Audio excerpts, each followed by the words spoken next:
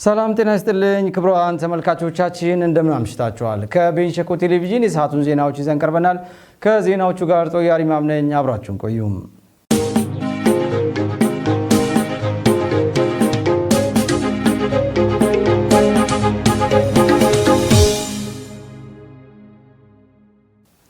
በቅድሚያም ዋና ዋና ዜናዎችን በማስቀደም እንጀምራለን። በቀዳማዊ እመቤት ዝናሽ ታያቸው የዊልቸር ድጋፍ የተደረገላቸው ወገኖች ድጋፉ ከብዙ እንግልትና መከራ ታድጎናል ሲሉ ተናገሩ። በደቡብ ቤንች ወረዳ በሌማት ትሩፋት መርሃ ግብር እየተከናወኑ ያሉ ተግባራት ውጤታማና ተሞክሮ ሊወሰድበት የሚችል መሆኑን ተገለጸ። በቤንች ሸኮ ዞን የሲዝ ከተማ ነዋሪዎች ለሰባተኛው ሀገራዊ ምርጫ የመራጭነት ካርድ በመውሰድ ለምርጫው ዝግጁ መሆናቸውን ተናገሩ።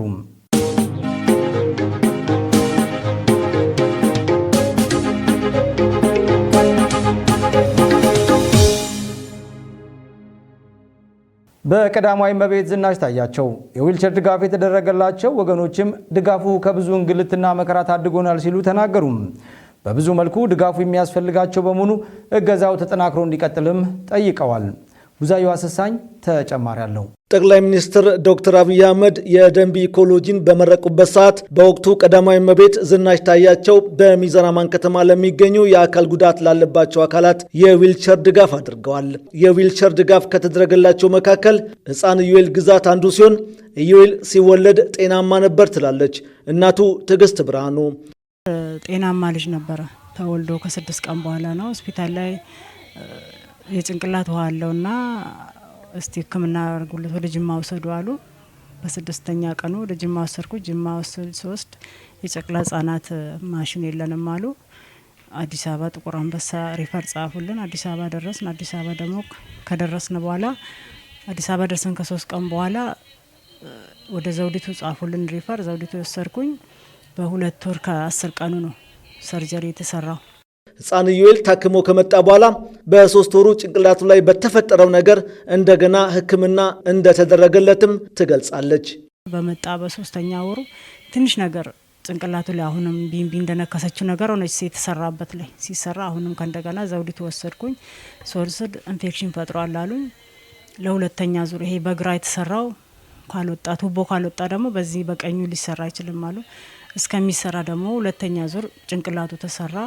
ጭንቅላቱ ተሰርቶ ከ22 ቀን በኋላ ደግሞ 3ኛ ዙር በግራ በኩል ለሶስተኛ በግራው ተሰራ። ግን አሁን ክትትሉ እስከ 5 አመት ዘውዲቱ ስመላለስም ነበር። ከዛ በኋላ ያልደረስኩበት የለም። ይሆናል የተባለበት የግልም የመንግስትም ሁሉ ቦታ አድርሻለሁ። ግን እስካሁን እድሜው 7ኛ። ኢዩኤል ባለበት የጤና ችግር የሚበላውን አይጠይቅም፣ ፍላጎቱ ምን እንደሆነ አይታወቅም የምትለው እናትየው ከቦታ ቦታ መንቀሳቀስ የማይችል በመሆኑ የተደረገለት የዊልቸር ድጋፍ ግን እንደረዳው ትናገራለች።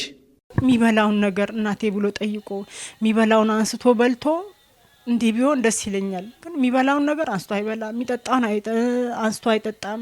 ፍላጎቱ ምን እንደሆነ አይታወቅም። በቃ አጠገቡ ከሆንኩኝ ነው ያለውን ነገር አንስቼ በግድም አፉን ፈልቅቄ የምሰጠው እንጂ እንደ ልጅ የሚፈልገው ነገር የለም። እግዚአብሔር ይስጣቸው። ይሄን ዊልቸሩን ከሰጡ ጀምሮ እንዲም ዝናብ በመጣበት ሰዓትም አንስቼ አስቀምጠዋለሁ። እንዲም ደግሞ የወደቅ ያስቸግረኝ ነበር። ከዚህ እስከ ጓሮ ድረስ እንዲሁ የተንፏቀቀ ይሄድና ከደረጃ ወደ ደረጃ እየተከተለኝ አሁን ይሄን ዘግቼው አስቀምጠዋለሁ። ስፈልግ በቃ ሲደክም ሸርተት ሲልብኝ አንስቼ አሳርፈዋለሁ። ወታደር ጌታቸው ባይከዳ በኢትዮ ኤርትራ ጦርነት በ1990 ዓ.ም ነው የዘመተው። በነዛ ውጊያዎች ወቅት ነው ተመቶ የአካል ጉዳት የደረሰበት። የዘመትኩ በ90 ነው። በ90 የቆርጡቃን ልጅ ነኝ። 91 ጦርነት ትግራይ ነው የተዋጋ ነው። ጾራና ተዋግቻለሁ፣ ባድሜ ተዋግቻለሁ፣ ሙክት ተዋግቻለሁ። አሁን መጨረሻ አይጋ የሚባል ተዋግቻለሁ። ይሁን የመጨረሻ ላይ የተመታሁት ሰናፊ ነው የተመታሁት። ሰናፊ ማለት የኤርትራ ግዛት ውስጥ ነው የተመታሁት። እስካሁን ድረስ በአካል ጉዳተኝነት የተንቀሳቀስኩት ነው ያለው። ቀዳማዊ እመቤት ዝናሽ ታያቸው ባደረጉት ድጋፍ ተጠቃሚ መሆናቸውና በድጋፉ መደሰታቸውን ተናግረዋል። ለሱ ደስ ብሎኛል። ይሄን በማግኘት ሲጀመር አገኛለሁ እንዲህ በቅርብ ያለ ገንዘብ አገኛለሁ ብዬ አልጠበቅኩኝም። እውነት ለመናገር ግን እግዚአብሔር ይስጣት። እግዚአብሔር ይስጠው። ለጠቅላይ ሚኒስትራችንም ቢሆን እግዚአብሔር ይስጠው። ጤናና እድሜና ጤና ይስጠው ለሱ። ግን ይሄን አስቦ ለኛ መስጠቱ ትልቅ ነገር ነው። በጣም የሚያስደስተኝ ወይዘሮ ዝናች ታያቸው ከፌዴራል መንግስት ጋር እዛ ተቀብላ ለኛ ዳክማ መንገድ የረጅም መኪናውን መንገድን ዳክማ እዚህ በማምጣቷ እግዚአብሔር ስታት በጣም እናመሰግናታለን። እሷንንም እኔ በበኩሌ በጣም እጅግ አድርገን ማመሰግነው። በብዙ መልኩ ድጋፍ ያስፈልገናል የሚሉት እነዚህ አካላት የተደረገላቸው ድጋፍ በዚህ ብቻ ሳበቃ ተጠናክሮ እንዲቀጥልም ጠይቀዋል። በደቡብ ቤንች ወረዳ በሌማት ትሩፋት መርሃ ግብር እየተከናወኑ ያሉ ተግባራት ውጤታማና ተሞክሮ ሊወሰድበት የሚችል መሆኑን ተገለጸ። በዘርፉ የተሰማሩ አርሶ አደሮችም ከምግብ ፍጆታ ባለፈ ኢኮኖሚያዊ ተጠቃሚነታቸውን እያረጋገጡ መምጣታቸውን ተናግረዋል። ለበየነ ወርቁ ዘገባ ሰለሞን ፈጠነ ያቀርበዋል። የደቡብ ምዕራብ ኢትዮጵያ ሕዝቦች ክልል ህብረት ስራ ኤጀንሲ ዋና ዳይሬክተር አቶ ቀበሌ መንገሻ እንዳሉት የሌማት ትሩፋት መርሃ ግብር በዋናነት የእንስሳት ምርትና ምርታማነትን በማሳደግ የምግብ ዋስትናን ለማረጋገጥና የምግብ ስርዓትን ለማሻሻል ዓላማ ያደረገ ነው። በዘርፉ በደቡብ ቤንች ወረዳ በተለይ በከበርታ ፋኒቃና ቂጤ ቀበሌዎች በማር በዶሮና በወተት መንደር እየተከናወኑ ያሉት ተግባራት ውጤታማና ለሌሎችም ተሞክሮ መሆን የሚችሉ መሆኑን ገልጸዋል።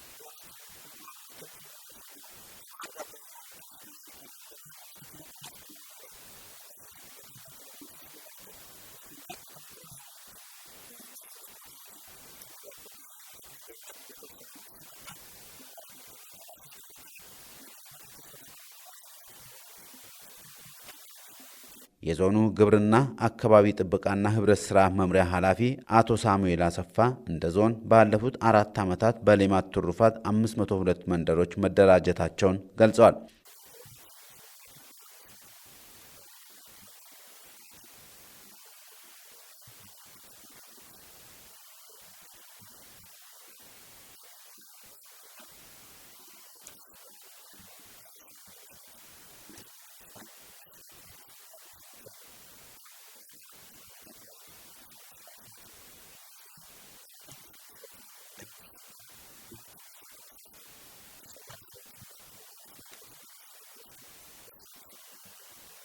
በወረዳው ቂጤ ክላስተር በንብ በዶሮና በወተት ዘርፍ ሁሉን ፓኬጆች ያሟሉ መንደሮች ለምረቃ መብቃታቸውን የተናገሩት ደግሞ የወረዳው ዋና አስተዳዳሪ አቶ ተሾመ ኪያስካ ናቸው።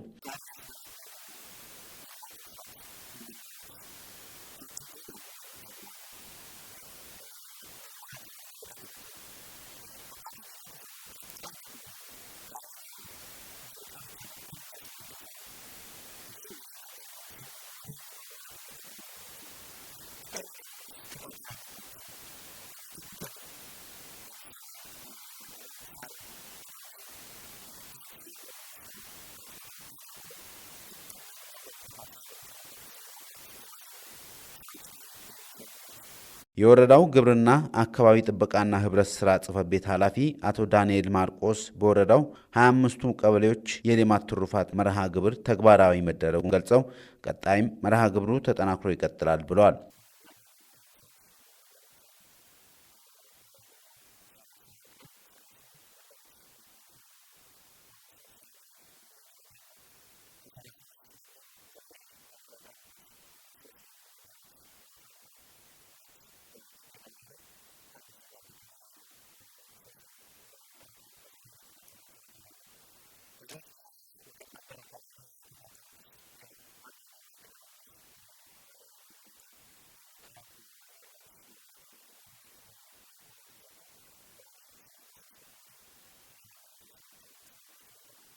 በዘርፉ የተሰማሩ አርሶ አደሮችም ከምግብ ፍጆታ ባለፈ ኢኮኖሚያዊ ተጠቃሚነታቸውን እያረጋገጡ መምጣታቸውን ተናግረዋል።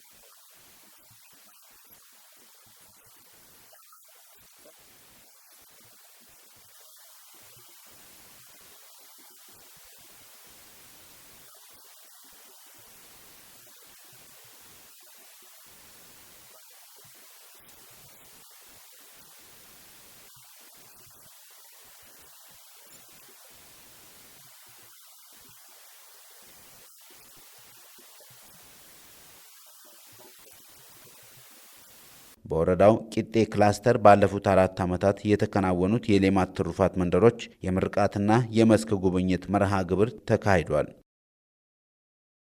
በቤንች ሸኮ ዞን የሲስ ከተማ ነዋሪዎች ለ7ኛው ሀገራዊ ምርጫ የመራጭነት ካርድ በመውሰድ ለምርጫው ዝግጁ መሆናቸውን ተናገሩ። ነዋሪዎቹ የመራጭነት ካርድ ያልወሰዱ ወገኖችም በቀሪ ጥቂት ቀናት ካርድ በመውሰድ በምርጫው እንዲሳተፉም ጥሪ አቅርበዋል። ተዘራ ጥላውን ተጨማሪ አለው። በቤንች ወረዳ ሲስ ከተማ ነዋሪ ከሆኑት መካከል አቶ ኃይሌ አንበሴ፣ አቶ ታፈሰ የቦና ወጣት ወንዳፍራሽ አመለ እንደገለጹት በ7ኛው ሀገራዊ ጠቅላላ ምርጫ ለመራጭነት የሚያበቃቸውን ካርድ በወቅቱ መውሰዳቸውን ገልጸዋል። ዛሬ ብቻ አይደለም፣ አዲስ አይደለም ምርጫው ለኛ ከዚህም በፊትም በምርጫነት እንሳተፋለን። እኛም ደግሞ የምንመርጠው ያስተዳድረናል፣ ለኛ ጥሩ ይሆናል የሚለውን እንመርጣለን ማለት ነው። የምርጫ ካርድ ያው ወቅቱን በጠበቀ ሁኔታ ቶሎ ነው የወሰድኩት።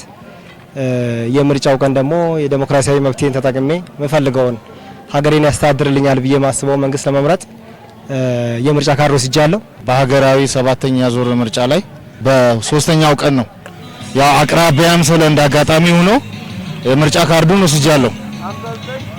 እንደ አንድ ወጣት የምናገረው ነገር ቢኖር ማንኛውም የክልላችን ነዋሪ ማንኛውም አካባቢ ላይ የሚኖር ወጣት በየምርጫ ጣቢያ ሄዶ የምርጫ ካርዱን ቢወስድንና እድሉን በራሱ እንዲወስን እንደ አንድ እንደ ሲስ ከተማ ወጣት መናገር እፈልጋለሁ። በተለያዩ ምክንያቶች የመራጭነት ካርድ ያልወሰዱ ነዋሪዎችም የመዝገባ ቀኑ ከመጠናቀቁ አስቀድሞ ካርድ በመውሰድ በምርጫው ሊሳተፉ እንደሚገባም ጠቁመዋል። ማን ያስተዳድረኛል፣ ማን ይመረኛል የሚለውን ነው ያው ህዝቡም ግንዛቤ ወስዶ በመርጥ የተሻለ ይሆናል ብዬ አስባለሁ። ካርዱን ያልወሰዱ ወጣቶች ካሉ ደግሞ ሁለቴ ሶስቴ ቢያስቡ ይሻላል። እንደዚህ ልል የቻልኩበት ምክንያት ማንም ሌላ ሰው ሌሎች በመረጡበት መንግስት ከሚመሩ ራሳቸው ይበጀኛል፣ ይጠቅመኛል፣ እኔን ሊያስተዳድረኝ ይችላል ለቀጣይ 5 ዓመት የሚሉትን የተኛውንም ፓርቲ የራሳቸውን እድል በራሳቸው እንዲወስኑ እንደማንኛውም ወጣት ሐሳቤን መናገር እፈልጋለሁ። ምርጫ የአንድ ሀገርና የዜጎች የዲሞክራሲያዊነት መገለጫ መሆኑን የጠቆሙት ነዋሪዎቹ ህዝቡ በምርጫው ንቁ ተሳታፊ በመሆን ይበጀኛል ያለውን መንግስት ሊመርጥ እንደሚገባም ገልጸዋል። እኔም ብቻ አይደለም ያው የወረዳ ነዋሪም የክፍለ ከተማ ነዋሪም ሁሉም ይመርጣል ብዬ አስባለሁ። ህዝቡ ደግሞ ያው ማን ይሻለኛል የሚለውን ነው መምረጥ ያለበት፣ ደግሞ አውቆም ነው መምረጥ ያለበት። ህዝቡ ያው ካርዱን በወሰደው መሰረት ዲሞክራሲያዊ መብቱን ለመጠቀም በእለቱ ተገኝቶ የሚፈልገውን መንግስት በድምጹ መምረጥ፣ ማይፈልገውን ደግሞ ያው ድምጹ መቅጣት እንዲችል ነው እኔ የምመክረው። ቀጣዩ 7ኛው ሀገራዊ ምርጫ ደግሞ ሰላማዊ እንዲሆን ሰላምን እንደሚወድ ኢትዮጵያዊ እኔም ባለኝ እምነት እጸልያለሁ። ቀጣዩ ምርጫ በሰላም እንዲጠናቀቅ በየትኛውም አካባቢ ላይ በሰላም ወጥቶ ወጣቱም ሆነ ኢትዮጵያዊ ሆነ ለምርጫ ያደረሰ የምርጫውን ካርድ የወሰደ የትኛውም ኢትዮጵያዊ በነቂስ ወጥቶ ጊዜውን ተጠቅሞ በጠዋቱ ወጥቶ የሚፈልገውን መንግስት እንዲመርጥ እንደ አንድ ወጣት ማስተላለፍ እፈልጋለሁ። አቶ ትግሉ በላይና ወይዘሮ ሶስና ወልዴ በበኩላቸው ሀገራዊ ምርጫው ሰላማዊ፣ ፍትሃዊና ዲሞክራሲያዊ ሆኖ እንዲጠናቀቅ ገዢው ፓርቲ፣ ተፎካካሪ ፓርቲዎችና መራጩ ህዝብ ለምርጫ ስነ ምግባር ህጉ ተገዢ መሆን ይጠበቅባቸዋል ብለዋል። ምርጫው ፍትሃዊ፣ ሰላማዊ፣ ዲሞክራሲያዊ ምርጫ እንዲሆን እመኛለሁ እፈልጋለሁ። ካለፉት ምርጫ በተሻለ መልኩ ህዝባችንም ግንዛቤ እየፈጠረ ያለበት ሁኔታ ነው። እኔም እንደ ዜጋ የሚወክለኝን መንግስት በካርድ ለመጣልም ሆነ ለመምረጥ ያው እንደ ዜጋ ካርድ ወስጃለሁ። በቤንች ሸኮ ዞን ጉራ ፋርዳና ሸኮ ወረዳዎች የወርቅ ማዕድን አለኝታ መኖሩን ተገለጸም። ወጣቶች በዘርፉ በስፋት በማሰማራት ተጠቃሚ ማድረግ እንደሚገባም ተመላክቷል። ታጠቃበበ ተጨማሪ አለው። በደቡብ ምዕራብ ኢትዮጵያ ህዝቦች ክልል ከዚህ ቀደም በምዕራብ ኦሞ ዞን ብቻ የነበረው የወርቅ ማዕድን ግኝት በቅርቡ በቤንች ሸኮ ዞን ጉራ ፈርዳና ሸኮ ወረዳዎች መገኘቱን የዞኑ ውሃ ማዕድንና ኢነርጂ መምሪያ ኃላፊ አቶ ግሩም ተማም ተናግረዋል። በዞናችን የተለያዩ የከበሩ ማዕድናትና የኮንስትራክሽን ማዕድናቶች ያሉበት ዞን ነው። ከዚህ በፊት የተለያዩ ጥናቶች ተደርጎ ግኝቶች እየወጡ ያሉ አሁንም በጥናት ላይ ያሉ ስላለ በዞን ደረጃ በግኝት ወይንም ጥናቱ ያረጋገጠባቸው ፓርቶች ላይ መሄድ አለብን በሚል የዞኑ አስተዳዳሪ ባስቀመጠው አቅጣጫ ተከትለን እየሰራን እንገኛለን። በወረዳዎቹ በጥናት በተለየው የወርቅ ማዕድን ስፍራ ወጣቶች በስፋት በማህበር ተደራጅተው ተጠቃሚ እንዲሆኑ ትኩረት ሊሰጠው እንደሚገባ የገለጹት የክልሉ ውሃ ማዕድንና ኢነርጂ ቢሮ ኃላፊ ኢንጂነር በየነ በላቸው ናቸው። ወጣቱ በበቂ መልክ ከዚህ ሀብት በየአካባቢው መጠቀም መቻል አለበት። ምክንያቱም ለወጣት ስራ እድል የምንፈጥርበት ትልቁ መስክ የማዕድኑ ዘርፍ ነው። ስለዚህ ለዚህ ማህበርም እንደ አዲስም ተፈቅዷል። እንደ አዲስ ከተፈቀደ ምንድነው መደረግ ያለበት? ታች እናንተ ናችሁ በዚህ ማህበር አደረጃጀት ውስጥ በዋናነት ኃላፊነትን ወስዳችሁ ማደራጀት ያለባችሁ ወጣቱን ነው። እስካሁንም በክልል ደረጃ ከሰጠናቸው ፈቃዶች አብዛኛው ማህበር ነው። ማህበር ነው ማለት ደግሞ ወጣት ነው ማለት ነው በሌላ አገላለጽ። የወርቅ ማዕድን አለኝታ በተገኙባቸው ስፍራ አስተማማኝ የሰላምና ጸጥታ ስራዎች እንዲኖሩም ትኩረት በመስጠት እየተሰራ እንደሚገኝ የዞኑ ሰላምና ጸጥታ ሚሊሻ መምሪያ ኃላፊ አቶ ዘማች በዛብህ ገልጸዋል። እንደ ቤንች ሸኮ ዞን የተለያዩ ማዕድናት አሉ። ከነዚህም በተለይ ወርቅ አንዱ ማዕድን ነው። ከነዚህም በተለይ በጉራ ፈርዳ ብዙ ቀበሌዎች ላይ ሸኮ ወረዳ ሺሚ ቀበሌ ቶጎታ የሚባል አካባቢ ወርቅ በግልጽ እንዳለ ይታወቃል።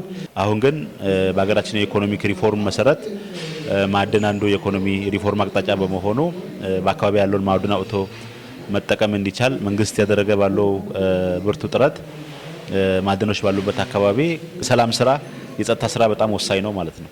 በመንግስት ደረጃ ፍቃድ ተሰጥቶ ወደ ስራ ሊገባ ስለሆነ እንደ ዞን እዛ አካባቢ ያለውን ጸጥታና ሰላም ጉዳይ ለመምራት ብዙ ዝግጅት ያደረግን ነው ያለ ነው። በዞኑ የተገኘው የወርቅ ማዕድን ሀብት በህገ ወጥ መንገድ እንዳይሰበሰብ ከወዲሁ የክትትል ስራዎችን ማጠናከር እንደሚገባም ኢንጂነር በየነ በላቸው አሳስበዋል። ልዩ አነስተኛ ሲሆን በአመት 12 ኪሎ ግራም የማቅረብ ግዴታ አለበት። ሌሎቹ እንደዚሁ ለሁሉም ተሸንሽኖ የተቀመጠ አለ። በዚህ መሰረት ነው እኛ እየሄድን እየገመገምን ምን ያህሉን ወደ ብሔራዊ ባንክ አቀርበሃል እያለን ዋርኒንግ እየሰጠን እየተከታተልን ማይሻሻል ከሆነ ፍቃድ እስከ መሰረዝ ነው ማለት ነው የምንሄደው። ግብይትም ቢሆን እንደዚሁ ነው። ግብይትም በአመት ውስጥ ምን ያህል ነው ለብሔራዊ ባንክ የምታቀርበው የሚለው በግልጽ ተቀምጧል።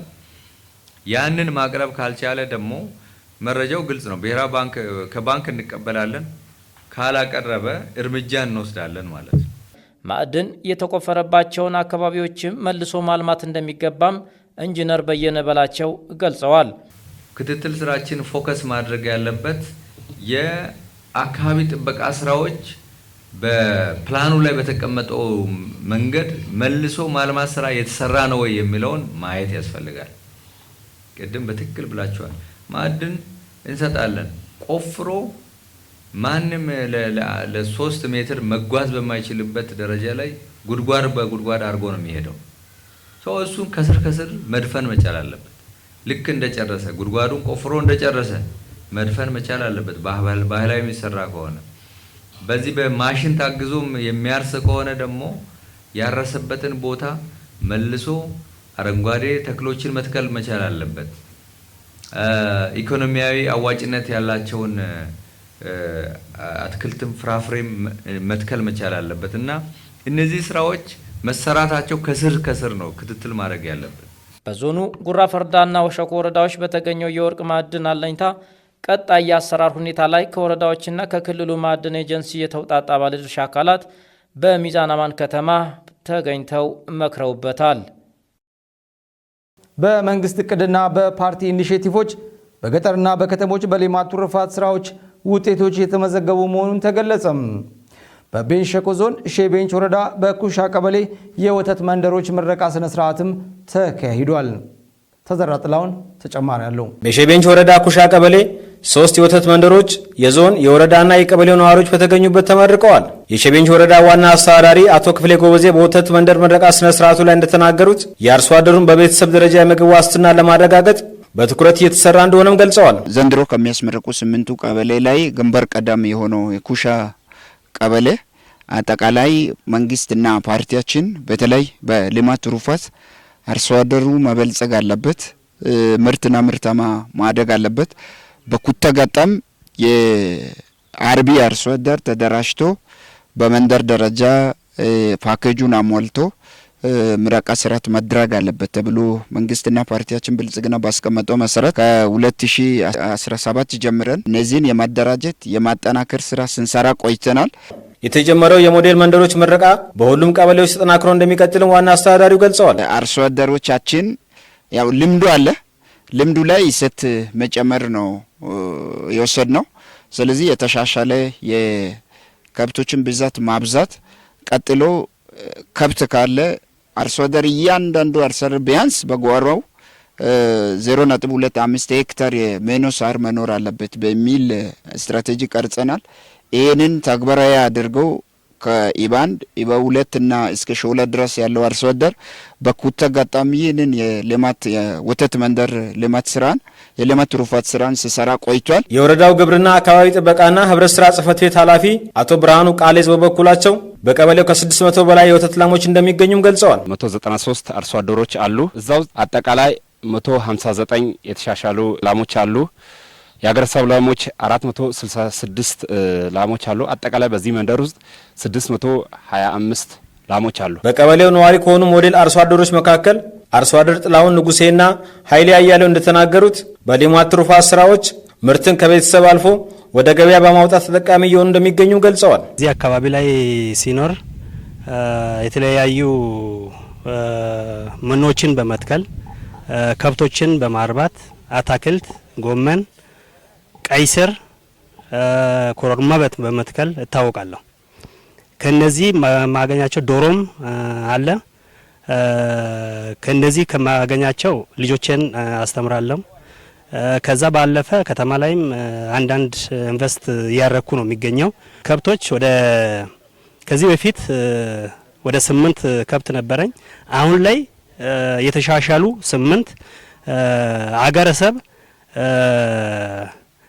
3 በድምር 13 ከብት ነው ያለኝ። ያው በከብቶች ያው ተደራጅቼ ያው ራሴን ሞዴል ለማድረግ ያው ከብቶች 3 ሀበሻ ከብቶች አሉኝ፣ 1 የአሜሪካ ዶሮች 10 ዶሮች አሉኝ። የቤንች ሸኮ ዞን ግብርና አካባቢ ጥበቃና ህብረት ስራ መምሪያ ኃላፊ አቶ ሳሙኤል አሰፋ በበኩላቸው የአመራርና የግብርና ባለሙያዎችን ምክረ ሀሳብ የተቀበሉ አርሶ አደሮች ሁሌም ተጠቃሚ ይሆናሉ፣ ልምድም ይቀሰምባቸዋል ብለዋል።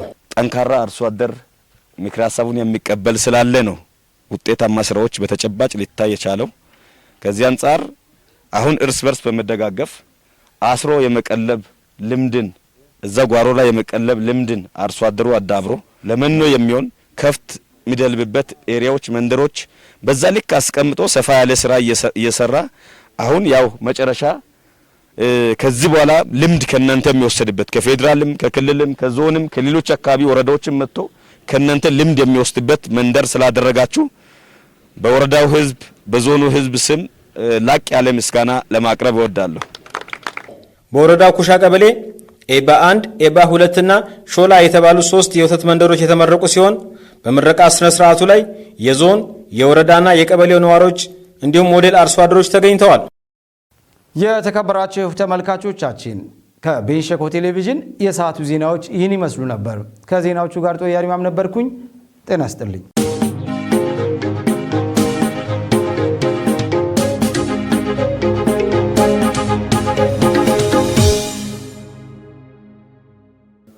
ክቡራን ተመልካቾቻችን ለአንድ ሰዓት እንግዲህ የተለያዩ ፕሮግራሞችን እንዲሁም የዜና ወጃን እንዲሁም በአመት በዓል የሚሸቱ ጣዕመ ዜማዎችን ስንገባበዝ ቆየን። አሁን የመሰናዶቻ ሰዓታችን ደርሷል። መሰናዶችን ወደ እናንተ በማድረስ እኔ ተዘራ ጥላሁን ከካሜራ ባለሙያ ማቴዎስ ዘለቀ እንዲሁም ከመላው ስቱዲዮ ባለሙያዎች ጋር በመሆን በጋራ እንሰናበታቸዋለን። ቀጣይ ሳምንት እስክንገናኝ ቸር ሰንብቱ።